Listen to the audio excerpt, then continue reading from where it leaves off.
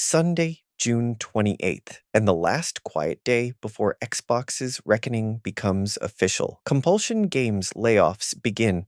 Remember, Friday we were talking about the June 30th deadline, the day Microsoft's fiscal year closes and the studio verdicts were expected to land? Well, they're already leaking out before the formal announcements even drop. Compulsion Games developers started posting on LinkedIn confirming their departures as of June 25th. Windows Central editor Jez Corden wrote on Blue Sky that same day. They were exploring options for saving the studio in some form, but it looks bleak right now. That's not a rumor. That's someone with direct industry contacts telling you plainly what's coming. Recap where the bodies are. Ninja Theory is already confirmed closed. Employees were told June 16th, 9 days after the studio stood on the Xbox Games showcase stage to announce Senua, a 2027 title whose future is now genuinely unclear. Double Fine, Tim Schafer's San Francisco studio, 26 years old, acknowledged spin-off talks on that same June 16th with a single sweat smile emoji on social media. Characteristically understated, unmistakably an on-the-record admission, Bloomberg's Jason Schreier has been the clearest voice on the full scope of this. He's described what's coming as pretty brutal and wrote on Blue Sky, "These are not the only 3 Xbox studios at risk of closure. Safe to say that the Xbox of July will look drastically different than the Xbox of June." He also reported that employees across multiple unnamed teams have been given permission to seek new work. That last detail is significant. That's not a rumor mill. That's Microsoft internally acknowledging the writing on the wall to its own people. The structural cause is the reset memo that Xbox CEO Asha Sharma and Chief Content Officer Matt Booty published publicly on June 10th.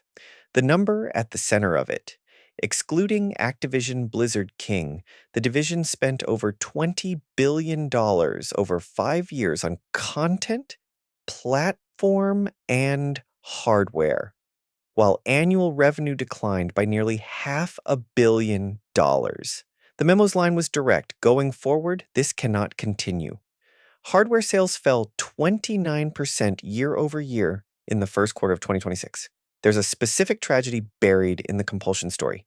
Their last game, South of Midnight, drew over 1 million Game Pass players in 3 weeks. 1 million players in 3 weeks. Under the Game Pass accounting model in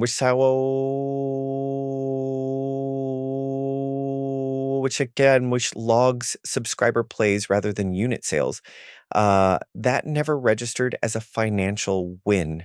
The studio made a critically loved game, a lot of people played it, and the business model rendered it commercially invisible. That's not a knock on the game. That's a structural flaw in how Xbox measures success. The formal announcements are expected to drop after the fiscal year closes tomorrow. Today is the last quiet day. Xbox Series X price hits $800. And then there's the other half of this story, which Xbox Wire published June 25th in Bloomberg cover. Microsoft is raising Xbox console prices again, effective August 1st. The new prices: Series S 512 gigabytes goes to $499. Series X 1 terabyte goes to $799. The 2 terabyte model is discontinued entirely. This is the third price increase in 13 months. There were hikes in May 2025 and October 2025 as well. Microsoft's explanation is component costs. Their statement said console storage and memory prices have increased by more than 2.5 times, with another doubling expected by fall of 2027. The driver is the AI chip boom consuming DRAM supply, the same semiconductor crunch that's inflating everything from data center costs to consumer electronics is now hitting Xbox hardware directly. Microsoft shares fell 3.5% on the announcement. GameSpot framed this bluntly: This is the pricing model of a company that has given up on volume, no longer trying to put a console in every living room, instead, trying to break even on every unit it does sell. That's a meaningful strategic retreat from the mass market ambitions Xbox built its identity around for 2 decades.